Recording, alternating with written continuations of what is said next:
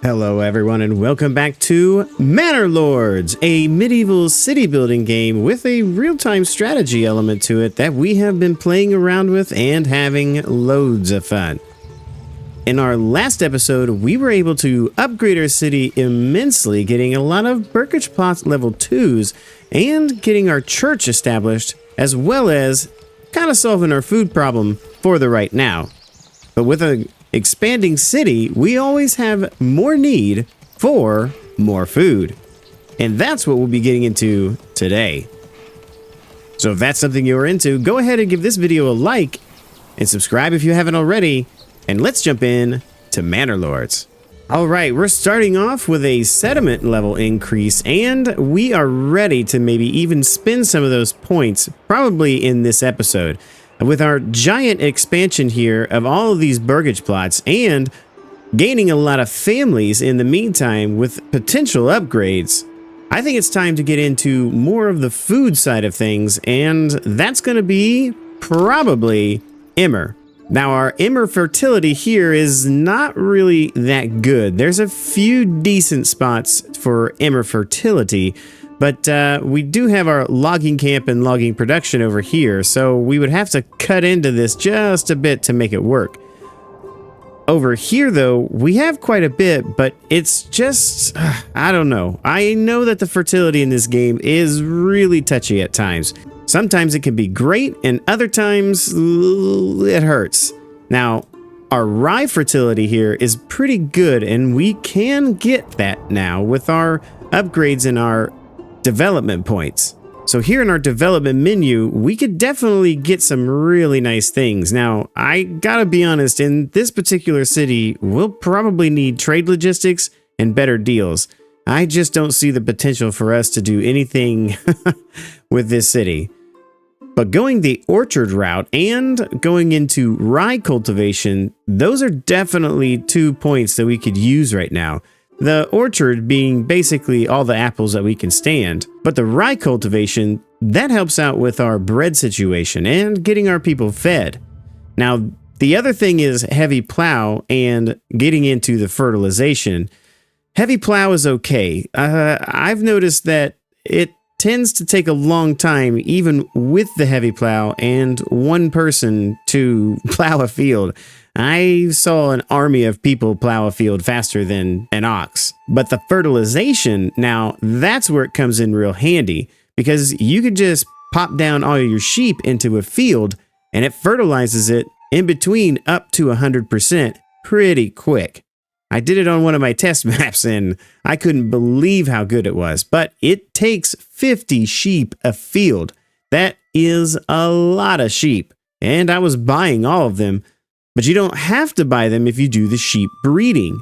If you do the sheep breeding combined with the fertilization, man, you're kind of unstoppable when it comes to making enough food. But all that said and done, we're still focusing on making sure that we get our treasury up and going, because our lord, he is getting a little light in the pocketbook still, and we'll probably need some more mercenaries before too long. As far as our regional wealth goes, we're doing really good. Those planks are really paying off, but we can probably generate ourselves some more wealth and save up some timber at the same time. And what do I mean by that? Well, we can go ahead and get our stone deposit up and going. That way we can sell our stone. There's really not too much of a need for it that I've seen so far, unless you're going to build a castle, and I don't really want to do that right now. We also need to get some of our iron deposit going, just because I want to start making my own weapons. We have a few bow and arrows, but I would really like to have some spears. So that is all of our tasks for today, and it's going to be a challenge getting all of that done and everything populated and everyone fed. That's going to take a lot of effort and time. So let's just get right to it and start in on the farms. So we're going to start off by getting ourselves some apples. That's the first thing. Secondly, we're going to get ourselves the rye cultivation right away. So that spends 2 of our 3 points that we had, and we'll hold on to that one just in case, because we need a tavern supply, a church at level 2, an additional food, which will probably be those apples, and another clothing supply. Well, that's going to require an artisan with the shoemaker. Making a shoemaker, I can do that right now. But we'll wait on that. That'll be the last thing that we do to get our burgage plots up to level 3 if we so need to. And I would like to get some of these bigger homes here into level 3 to gain ourselves some people. The reason is I would really like to sell this leather. I'd like to hold on to maybe about 50 of them and sell the remaining stuff because it's going to benefit us a lot. It'll give us a lot more money than we need. So I'm going to let ourselves still collect as much of this as we can for one giant payout. That way we can sell it and we can buy some things at the same time. But to get ourselves some more disposable income, I'm going to go ahead and start in on the Stonecutter's camp. I'm going to grab that guy and open up the trade route for that, but I'm going to keep a hold of a few of them, not too much. The Stonecutter is only 20 to open, so we'll establish that and we'll tell it to trade export style when it's over 50. But there was a bandit camp that just came up, so let's see where that bandit camp is. Aha, there he is. There are our outlaws. Let's go over there and see if we can't steal some more money for ourselves. Lord Grumpyface over there, he's still coming in strong to try to get those guys, but I think we can make it there before he does. So we'll assemble our army and we'll send them over there while we do some other things in the background. We've fought enough bandit camps at this point that we don't really need to see it. City building, that's what we're into. I want to start getting our iron mine constructed over here. That way we can get the resources that we need to, like I said, make our own stuff. I'm just going to plop it down right there and then I don't know, maybe curve a road up towards it. Something like that. No, that's ugly. That's super ugly. Maybe we'll do that. Much better. And we might even go ahead and put our bloomery, I don't know, down this way a little bit. Maybe in this makeshift industrial area. There we go. That looks good. So now we have our bloomery going. It'll be easier for us to make our artisans with all of the iron that we'll ever need. At the same time, I'd like to go ahead and start collecting all of the clay from this clay deposit. The reason is it really doesn't have that much, and we need just very little of it. So we'll just make a nice, quick little road right there, and then we'll go ahead and start thinking about making our clay furnace right here as well. The bloomery and the clay furnace both need firewood to get the job done, so we'll have to set those kind of close here, and maybe even turn on some firewood storage down here. So the last thing that we want to get down is our fields, and I like to lay my fields out with the game paused and I can look at all the field overlays. So since we're going to be going with rye, it'll allow us to come down all the way to here. So we could go ahead and just map out our rye fields all through here and get this kind of cleared and kind of decide on how many farmhouses we're going to need. I'm imagining at least 2, if not more. We'll start with 1, see how that gets us, and we'll have rotating crops and all that, and we'll get into that once the fields are plopped down. But for now, I'd like to just kind of map this out with maybe even a road. Probably build a road along here where the orange is. That way I know I don't want to go that much farther. So I'll kind of go ahead and do that. And we won't need to do it on this other side as it's kind of in the orange already with this. And I'm pretty sure my farmhouse, if I really wanted it, I could just set it right here and it won't interfere with our fertilization. So now it's just time to put down a bunch of fields.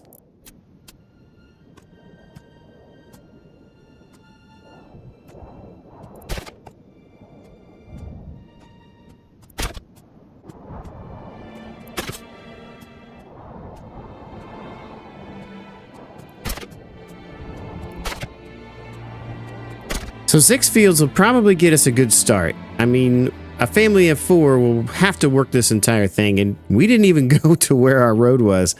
They were getting really big. Now, the game suggests that when you first start out, without any kind of upgrades, a 1 Morgan field is all you need. Now, I think I looked this up somewhere, and a Morgan is about an acre. So this is an entire acre of field that the families have to plow by hand.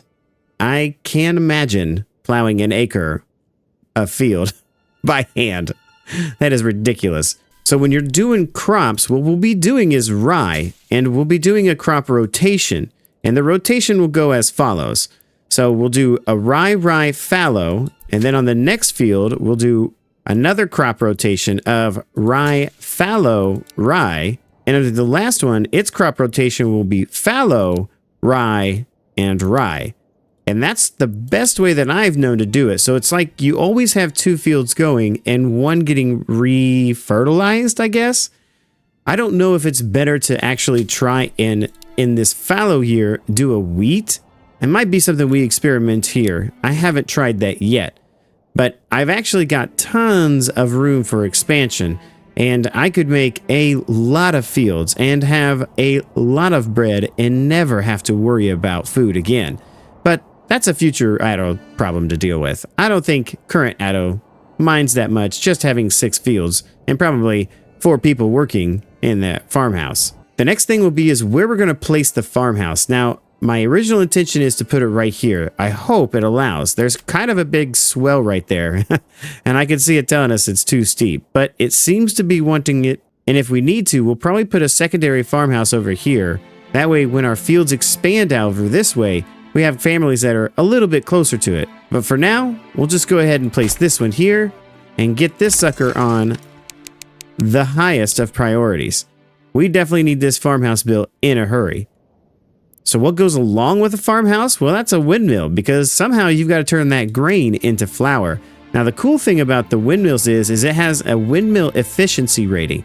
And depending on where you put it, I guess it gets more wind or less wind. I don't really know how that works. But luckily, we're getting 99% here. We're not doing too good over there. I mean, it's going up over here. I would like to try to keep it as close to the farmhouse as I possibly can. And with our 99% efficiency here, and being probably able to put down 2 of them kind of close to each other, maybe one here and one here, that won't be a bad idea. We can get quite a bit of food from just these guys. So I'll put the windmill there, and we'll put this actually at the lowest priority, because until we get some fields done, and we're a little late in the year to get it done, I'm imagining that, you know, we don't really need this windmill. But come spring, oh yeah, we're going to have rye fields for days. I can't wait. So while we wait for the farmhouse to be built, we'll go ahead and do some of our normal things. Buy a few more oxen, wait for a few more families to move in, and go ahead and take out some bandit camps and reap the reward of our spoils. But now with our farmhouse complete and 6 families moved in, it's time to populate this farmhouse. So we'll start off by putting 4 families in it for now. I believe that 4 families should be able to maintain probably at least 3 fields fully. And we could go through here and set the priority of each field, but I've seen some things happen in the past with that, and I don't want to do that. It kind of glitched it out where people were walking back between fields. I believe that in one of the patch notes it said it fixed that, but I don't want to test it just yet. Not a playthrough I want to test it with. So now that we have the option in here, and it cost us 50 to do, I'm going to go ahead and put as many orchards in these little plots first, just to see how many apples we get. At the same time, I want to go ahead and put down a few more vegetable plots. And maybe I'll even make this one an orchard, just because it's kind of small, but it's kind of big. And yeah, it should be all right. I'll go ahead and make another one of these really big ones here, some vegetables as well. This should secure our food for the time being, and we could change them out if we ever so need to. If one of these doesn't really work out for apples and would be better for orchards and so on and so forth, it'll be all right. As I said before, the ox is a good idea. I mean, it does help, but once we populate these farmhouses with enough people, they'll have to plow this field by hand, and it won't take them very long. I know, I'll just stand here and stare at you plowing these fields by hand with your hose. Get to work, Jeffrey. You're not doing a very fast job. But as I said, a morgan is like an acre of land. And yes, it's a large acre of land, if you ask me. And with 4 families working here, I wouldn't be surprised if they only get it plowed this season. And I'm not too mad about that. It's okay. As long as we get this kind of up and going and more families move in, we can still populate that farmhouse with even more people. Now that our mining pit here is done with 110 iron in its deposit, I'm going to go ahead and just exploit this for all of its resources. We'll probably put that in the storehouse and that'll be fine. They also have the clay pit done, and I'm going to do exactly the same. There's only like 60 something in this one, so it'll be fine. They do tend to make quick work out of all of these fields, and they're already planting in the first one that they finished. We're up to 95% sown field, and we'll let it grow through the winter, which is typically how it works. In the bottom right corner, it tells you that the springtime is when the raining begins and the seasonal deposits regrow. In the summer, the crops grow and there are possible droughts. Autumn is the harvesting, plowing, and sowing time, so we're technically in autumn right now, which is September through November. But in winter, that really doesn't have anything to do, and we wouldn't have to populate the farmhouse, but I don't like to micromanage if I can help it. And I think that that's a little too micromanagey for my style. At the same time, we went ahead and planted all those apple orchards because the game tells you that it takes 3 years for these things to fruit. So you're playing a long waiting game just to get a few apples. But that's okay because we'll need those for the Burgish Plot level 3s to keep them happy, not necessarily for the 2s. The bread is going to take care of the Burgish Plot level 2s. So now that winter is almost over, we have a couple things that we need to do. One is I would like to upgrade our church, get it to level 2 so that we can get our Burgish plots moving up. I've been working hard at getting those tiles done with the clay that we have. So we'll go ahead and upgrade that while winter is ending. Because as you can see, they depleted that clay pit in a hurry. It was amazing how quickly they took all 60 of that out of there. So this, pretty much useless now. Now I'm pretty sure over here as well, this mining pit, it's done. Even though it doesn't tell us that it's done and people are still working here, I'm pretty certain that this thing is gone. Let's find out. Yeah, that was all the iron. Quickly dispensed of. And over here in our industrial area, the bloomery, well, it's been working hard to get all of our iron slabs going. And the clay furnace has been doing much of the same, turning that clay into clay tiles. And that gave us enough of the roof tiles to go ahead and upgrade the church as quickly as possible. So I'll go ahead and let that build in the background. But the other problem that we have, well, even though it says we have 4 unassigned families, we didn't have that many a few minutes ago. Why is that? Well, all of the houses are occupied. So while I go and take care of this bandit camp, I'm going to leave some tasks for our people to do. We need to expand these living spaces. We had lots of these that we made to upgrade into expanded living spaces. And I really do want some more people in here, especially in these ones that have some extra vegetable plots and things of that nature. So we'll go ahead and upgrade 4 of them real quick, and we'll make sure that we get our bandits taken care of and these houses upgraded at the same time. Yes, boys, over here. I want all of my spoils. Pick it up, take it back with us, put it in my treasury. Look at that, a level 2 church. It looks so beautiful. I absolutely love the things that they do in this game. They look so good, very medieval. The assets are just beautiful to look at. Oh boy, a new set of raiders have come into the lands, and it's time to defend ourselves again against these dirty outlaws. But it's a good thing that we've been collecting all those bandit camps, because now we have 595 in our own personal treasury, and that means it's time for mercenaries. Uh-oh. That's not good.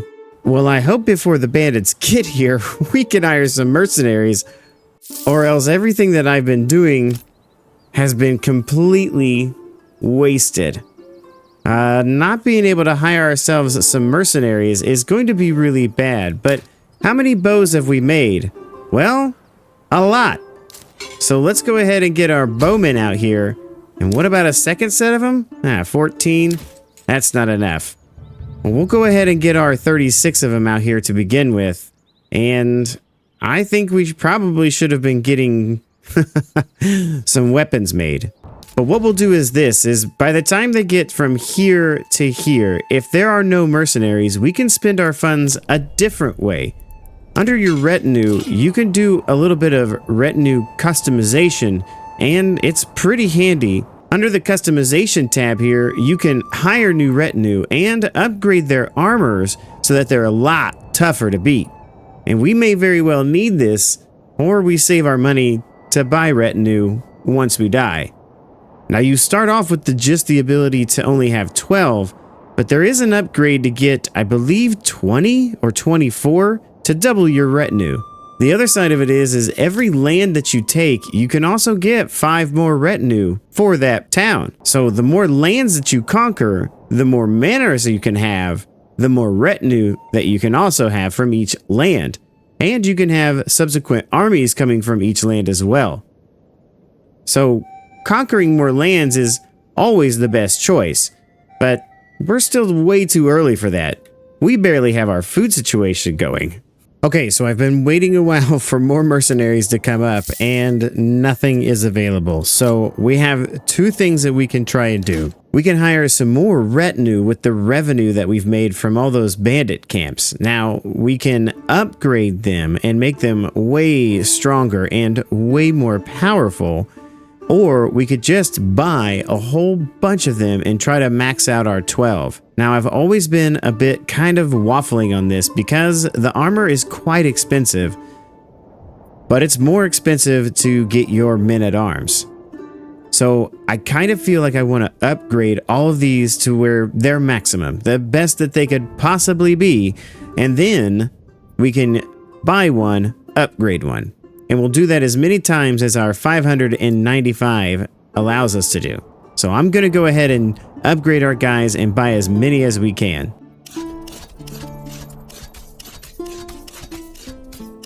All right, so that maxes us out at 10 retinue, totally decked out in this cool looking armor. Oh man, these guys are wicked awesome. This guy's got a freaking spear, 2 swords. I mean, holy cow, I wouldn't want to go up against that guy. This guy's he's all pads. Like he just wants to take a comfortable nap. They got big old spears, all kinds of things. Now you could do some pretty cool stuff with this if you wanted to. You could really customize their artwork and their helmets and things of that nature, but I'm not too worried about that right now. I'm worried about these bandits coming and kicking our butts because I gotta be honest, I don't know if we're gonna survive this. Our retinue and our spearmen are just wore out from going after that bandit camp and just getting home, and I don't know. I don't know if we're gonna be able to do this. So here's my plan. My plan would be is to kite these guys with our archers as close to this as we can, putting ourselves out of our own border because I don't want to deal with the bodies, and having our guys just kind of line up here and rest as long as possible. So I'll have my spear militia probably go somewhere about right here, and then I'll have the retinue right in front of them because of them being so big and bad. As far as these guys go, well, we'll just probably try to put them about right here for now, and then we'll advance them into the forest and try to snake out all of the guys that we can. Hopefully we can split them up. If we can split them up, then we won't have any problem taking these guys down. Now I'm going to change my archers to shoot at will, just because that way if they're in range, they'll start picking them off a little bit while we wait and kite those guys away. As far as my spearmen are going to be, they're going to be pushing forward. And my retinue, they're going to stand your ground and tank as much as they can. Now we'll have to try to remember these numbers at 10, 20, and 36 just to see how many people we lose. All right, so our archers are in place, so we're going to bring them up into the woods here. And like I said, we're going to try our best to kite out a couple of these guys just real slow. Now we're going to take this on the very, very slow speed because I don't want to mess this up. We can easily lose all of our archers and then we would have absolutely no defense whatsoever. All right, so I think we got the attention of one of them, but not both of them. I was hoping for more, but we'll have to just settle for what we got. So now we're just going to have to let these guys start running back. And if they start getting too close to us, I'll have to run my little butt off. I think it's time to run. We are separating the second one there, which is going to be a real good thing. And archers, they're pretty quick actually.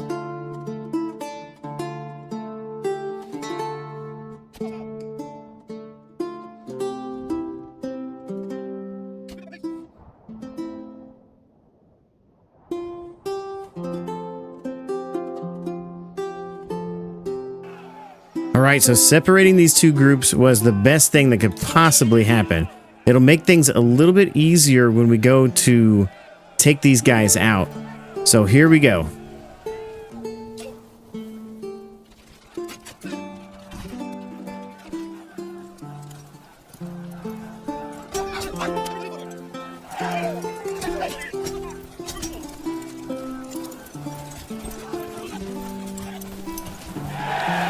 We broke the second group. All right, now let's go ahead and regroup our troops and get them lined up, ready for the next attack as quickly as we possibly can. Same formation, same stance, and we'll get a few extra pop shots on them because of our archers being in a good position. Our archers have been softening them up, so now we'll just do the same thing again.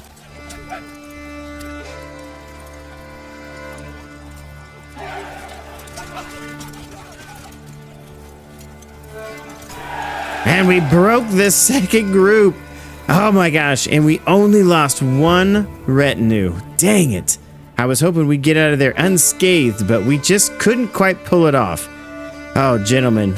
You all deserve a big old jug of mead when you get home. To be honest with you, if a bandit camp pops up in the near future, I don't know if I'll take my guys off and get them because they need to rest. Even our archers are fatigued. That was quite a battle. I can't believe that there's not one mercenary still. What is the game doing to me? But in the meantime, back in the city, we have been growing our rye fields very, very well. I didn't know we got 3 of them planted. We were not able to finish this one completely before the winter, so it probably won't get harvested and it won't produce very much. But these over here, 29, 36, 20, that is a very, very good start for rye. Now the fertilization is saying that it's 25%. It's not that good, to be honest with you. But it's the best that we can do, and like I said, we'll just have to put in a whole lot more fields. And probably a couple more farmhouses. But speaking of people, all these guys, they need to be upgraded. And why? Because I upgraded them to Burgish Plot level 2s, not expanded living space. That was a big mistake, but we can fix that. We'll go ahead and just do, we got 2 there. We'll do, I think we did that one correctly. This one not. So we'll have 4 new families coming in, maybe even 5. That way we can get this fully populated and see how many fields we can do in a year. Because I really would like to do a lot more fields. On another note, we're getting quite a few iron slabs going now. And we've got a decent amount of roof tiles because our clay deposit has gone way down. So that is going to be something that we can use for our Burgish Plot level 3s. But we really have to start thinking about something else. We need a supply of ale. And there's really just 2 ways to do that. Under crafting materials, we could import the malt if we really wanted to. The malt cost us 14 to import it. We could also import the barley, which cost us 12. Or we can do the ale, but the ale, man, it's expensive. To start out, it costs 240 just to open the route to see how much it's going to be. Now I know it's 2 coins less to just bring in the barley, and it requires 1 person to turn it into the malts. But I feel like this is probably the best option, as this one's 60 and the malts cost us 120 to open that up. Double. So to be honest, before we really see the benefit of the malts, we'll have to pay the price. But before I even do that, my plan is to go ahead and use our last development point in trading logistics. to save ourselves a little bit of money. Now we've already got the orcharderies and the rye cultivation. The next thing would be either heavy plow or the fertilization. And seeing as how bad those fields are doing, kind of feel like the fertilization is the right option. But there again, here we go. We only get 6 points. And if we go ahead and go from trade logistics into better deals, once we use the 2 points here, that sheep breeding is off the table. There's no way. Plus, I'd really like to have the more meat.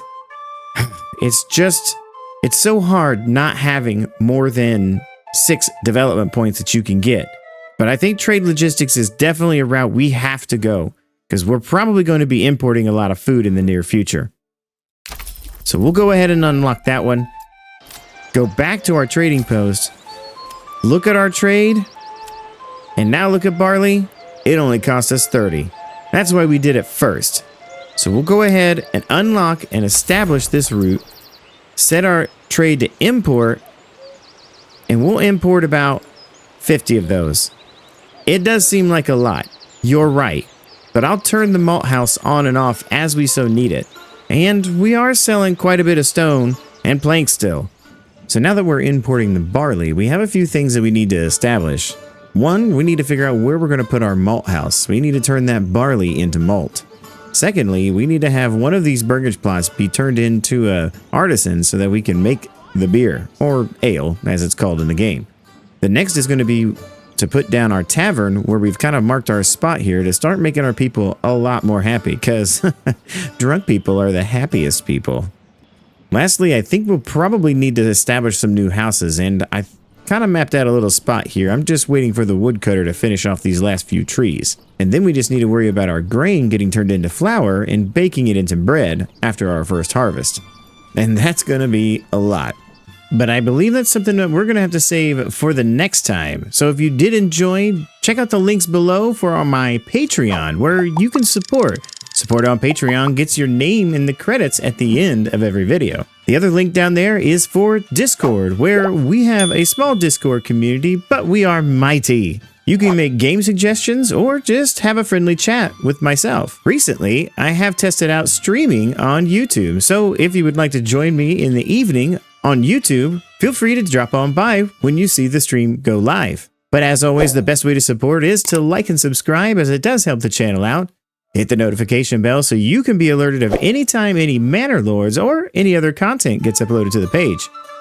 Hit one of the buttons at the end of the screen to see what else we've played, and don't forget to keep gaming for the love of games. Bye now.